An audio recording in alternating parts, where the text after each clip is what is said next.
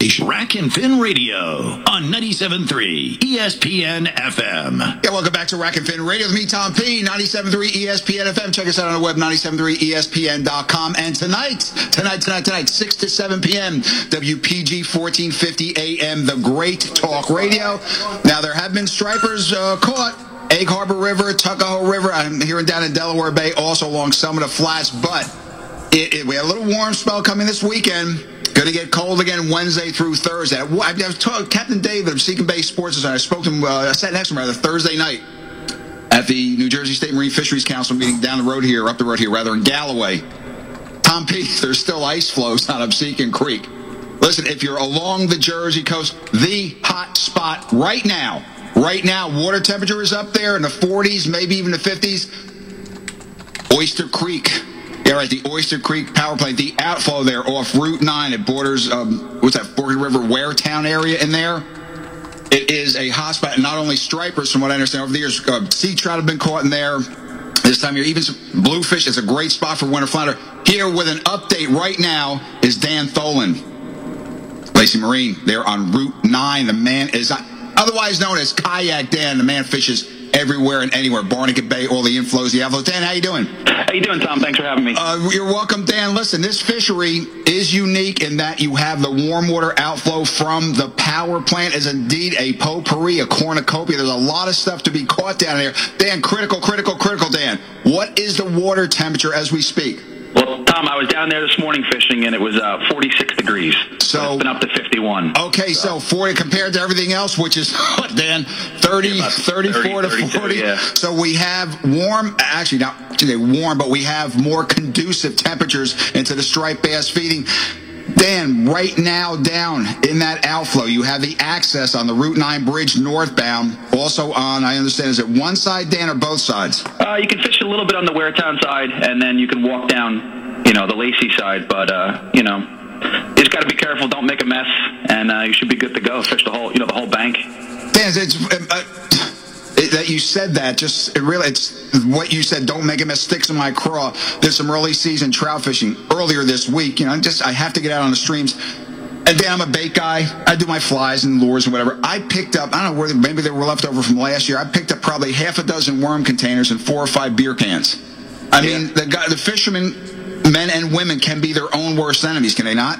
Oh, yeah, and that's why we lose access and stuff. So, keep it clean, pick some garbage up, throw it in the can when you leave, and it'll be open for everybody to use. Okay, on the line today, Saturday, is Dan Tholen, Lacey Marine. The talk is that hot spot to fish right now for bass, Oyster Creek outflow there off Route 9. So, Dan, go into some of your tactics and times now. Is it predicated, Dan, on the outflow itself, or fish in there all the time? What's the dealio? Fish are in there all the time. The water's a lot warmer, so... depending on the temperatures, depending on the species, they'll move up and down the river. Now we're getting bass and, speckled trout.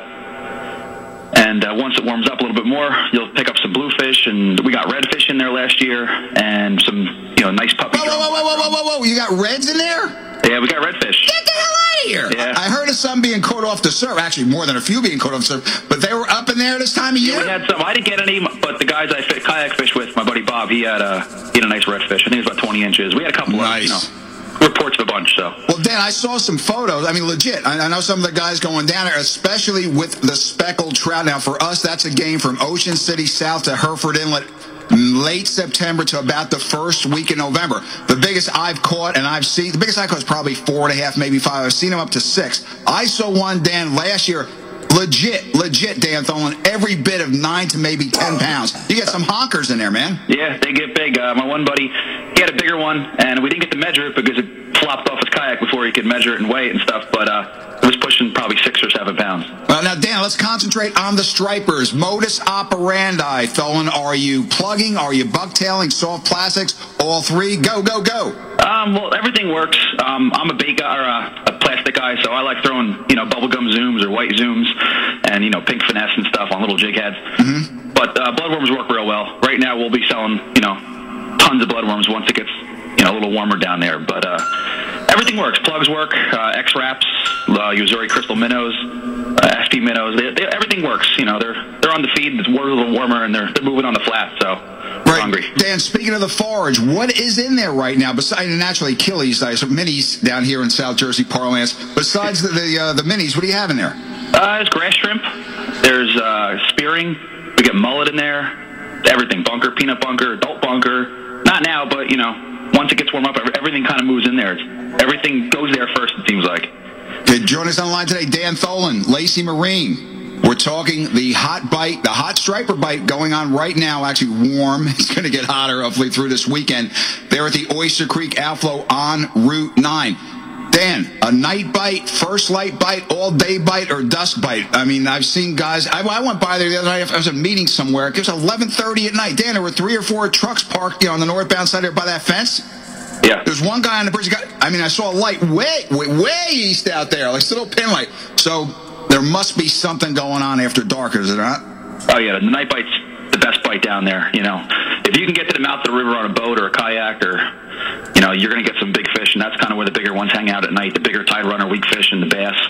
But, you know, dusk and, you know, early morning, that's a good time. During the day, you'll get some, but it's not as, you know, productive as, you know, first light. So, Dan, listen, besides the speckled sea trout, you're going to have big weeks in there as well? Oh, yeah. I had a ton of weak fish last year. What? Oh, yeah. I'm up to 29 inches. Every day I was going before work on, you know, throwing, you know, bubblegum zooms. That was it. That was the hot thing for everything in there. Dan, now the bass on the plastics. Let's talk plastics for a minute. Need to be scented, or is it just the movement? And with that water temperature, 46, it'll be probably in the 50s, again, based on the outflow, whatever, by this weekend, by today, Saturday afternoon, Sunday, maybe Monday, Tuesday. A little bit of a warming front's coming, going to get cold again Wednesday, Thursday, whatever. Are you aggressively working these plastics? Are you aggressively working these plugs? I mean, twist, Missouri crystal minnows, twitch, snap. What are you doing? I mean, are you goading the fish to bite? Are they on the move and they're just searching something? They're seeing movement and they're grabbing it? Well, I think they're grabbing it. You know, they're hungry. It's cold. They're trying to get anything they can. So, you know, you're a fish and you bite anything you see. It looks good.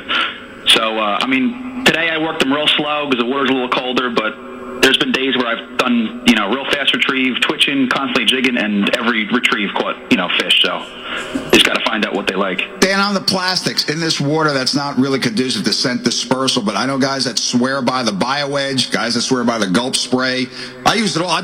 Hey, Tholen, there's no shame to my game. I'll do whatever it takes to catch a fish, especially bring one home, put in a frying pan or on the grill. You find scented plastics work any more this time of year, or is it just the motion, the movement, the silhouette? What do you think? I think it's the movement, but, you know, the scents don't hurt. I use the Menhaden, you know, BioEdge stuff, and I have the Pure Cure stuff.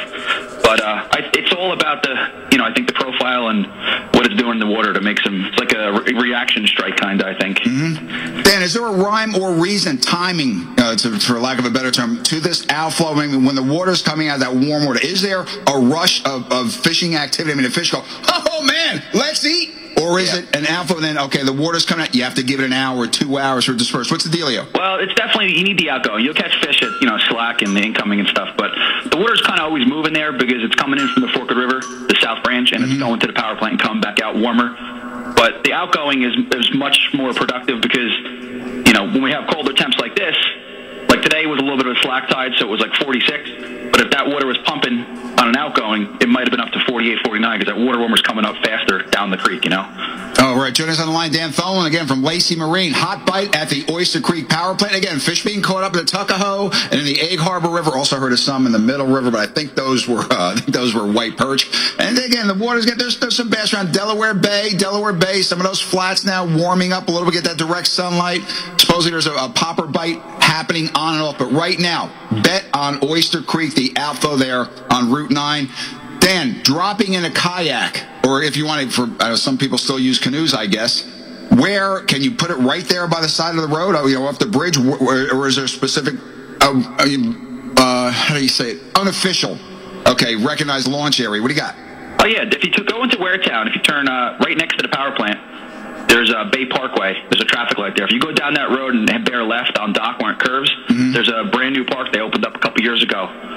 It's free to the public. There's a park for the kids. It's got plenty of parking. You can launch, I think, up to a 23 or 25-foot boat. Wow. Got a nice ramp, a fillet station. That's where we put our kayaks in. Dan, is it 24-hour access, or at nighttime they kick your ass out? 24 hours. It's open all the time. Wow. They have a gate, but I've never seen it close. So that is wonderful. Got bathrooms. It's a really nice place. Best shot right now this week into this coming week with the tides and whatever and the outflow things going. Can you pick a few times for us for the listeners? Try to get there when? Monday night, mid-afternoon, Tuesday, late afternoon, early morning. What do you think? Early morning. That's the best bet. First light. I usually get there about 5:30. See if they're feeding in the dark or when sun's first coming up. Mm-hmm. And cloudy days seem to be much better down there too. I don't know why, but it just seems to work a lot better. Well, Dan, question: before the season opened, March 1st, the guys said they were fishing for the weakfish and for the sea trout. I know there were guys out there targeting stripers. When you're down there, any type of enforcement have you seen? I've been checked down there once. Guy was great, young guy. I think he was just on the phone. I don't think he even shaved yet. And they just said, "Hey, you doing all right?" He said, ask me, Dan, for my registry. Which was, oh, yeah, here it is right here. And he said, have a good day. And off he went, hopped in his truck, and continued up Route 9 north. I mean, you really, listeners, keep an eye out. One, you always obey the law. Don't always obey the law. And don't get careless. And so enforcement down here, keep people on the up and up, correct? Oh, yeah, definitely. I know that the local CO, he lives down the street from me. He was in the other day. He's down there, and they're watching, Just do everything legal. Don't take, undersized fish. And people do it, and they get caught, and, Yeah, that's those goddamn COs. Well, dude, your fish was 5 inches below the limit. Yeah, but I'm feeding my kids. You make $80,000 a year. You're feeding your kids with this undersized striped bass. Dan, before I let you go, Dan Tholen on the line right now, Lacey Marine, there, Route 9. Anything you need, fishing, boating, man, it is at Lacey Marine. Dan, you got three, not five. I'm not saying 7. Your 3 go-tos. You're going to Oyster Creek this week, the outflow. You have 3 go-to baits, lures, harder, whatever you call it. You're bringing. What do you got? Bubblegum zooms. Bloodworms, and a bunker pattern X-Wrap. Bloodworms high-low rig then, or guys bouncing fish finder rigs? What's the deal with that? You put them. Most guys do them high-low, but some guys do. Final question, Dan Tholen. From what I've heard, I haven't seen this, but supposedly there are fish in excess of 20 pounds, 25 pounds caught there. That legit claim? There's big fish. Yeah, at night at the mouth. That's where they are. How big, Tholen? Give it up. I've heard up to 30, 40 pounds coming out of there. 30 or 40 pounds? Yeah, there's big fish in there. Whoa! Hey, Dan, real fast. You know me, I keep sandbagging you. At the meeting Thursday night, it was determined it has to get approved, by the governor, but the ASMFC and the Marine Fisheries Council passed it. Winter flounder season, going to open the 23rd. I saw some, for lack of a better term, Tholen, almost snowshoes caught there the past years. There's some fat-ass winter flounder down that spot. Oh, yeah, definitely. We got a lot of mud in that creek, and that's what, the flounders like. And it's a very good spot. A lot of nice drop-offs and stuff. So yeah, that's why I think, too, those bloodworms are so deadly in that area. Yeah, and what's nice, too, you could put them on a high-low rig or a little floating rig, and you're on the bank or on the bridge, and you might get a bass, you might get a bluefish, you might get a white perch, you might get a winter flounder. So you got a little of everything. Listeners, get down there, up there, whatever, or over here. It's the Oyster Creek outflow, a potpourri, a smorgasbord going on this next week especially. Other places are turning on, as I've said earlier, but here is not consistent, but you have consistently better opportunities, I would say, at nailing some fish. Dan, give that website and phone number of Lacey Marine, please. All right, Lacey Marine. Our phone number is 609-693-0151. And the website's www.laceymarine.com. We're on Facebook, Instagram, Twitter. We're on everything. So let me ask you this. Young guy, married, kids, you and your dad run a very successful big retail establishment. How, Tholen, do you find time to fish? I go before work. Do you sleep, Tholen? Oh, I sleep. I do. I do whatever I got to do, and I wake up early, and I go fishing before I got to open the store. Dan, do you encourage with the bass center, catch and release, all right to keep on? What's your take? I'm all catch and release, but, it's your choice. It's the law. You can do whatever you want to do. I mean, if a fish is going to die, I'll take it just to have, once in a while I'll take a fish, but, for fresh fish, but most of the time I let them go. I like it's fun. Okay, Dan Tholen, Kayak Dan. You read about him. I do the reports for the Fisherman Magazine Central Region. The man is indeed a fishing machine. Anything also about kayaks you want to know, all your marine supplies. Lacey Marine right there on Route 9. Then you take care of best of the family. See you on the word. I'll see you at the Fork and River Tuna Club one of these nights. Oh, yeah. I love it there. What a great little place. I think they feel sorry for me. That's why they let me in. I pose as a homeless person out on Bay Avenue. We like everybody. Okay, Dan, take care, brother. Be good. All right, thanks, Tom. See you. All right.